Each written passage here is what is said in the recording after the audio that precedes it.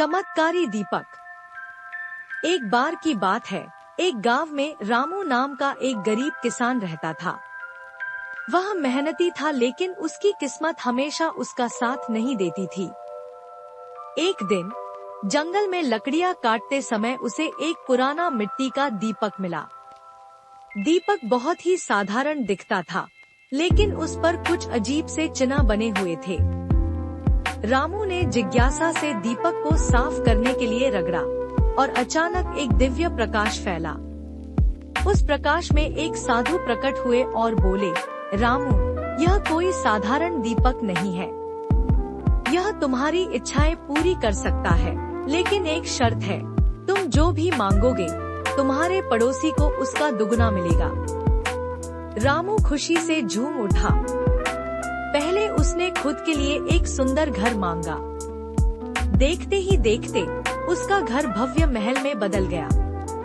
लेकिन उसने देखा कि उसके पड़ोसी का घर उससे भी दोगुना बड़ा बन गया। रामू थोड़ा असहज हुआ, लेकिन फिर भी उसने यह बात नजरअंदाज कर दी। धीरे धीरे रामू का लोभ बढ़ता गया। उसने सोने चांदी की मांग की और उसे मिल भी गया। लेकिन जब उसने देखा कि उसके पड़ोसी के पास उससे दोगुनी संपत्ति हो गई है, तो उसे जलन होने लगी। वह खुश रहने के बजाय ईर्ष्या में जलने लगा। अब उसे अपनी खुशी से ज्यादा अपने पड़ोसी की समृद्धि खलने लगी। आखिर में रामू से सहन नहीं हुआ। उसने दीपक से आखिरी इच्छा मांगी, मेरी एक आंख फोड़ दो, ताकि उसके पड़ोसी की दोनों आंखें चली जाए। यह सुनकर साधु मुस्कुराए और बोले, लोभ और ईर्ष्या में इंसान अपनी ही हानि कर बैठता है।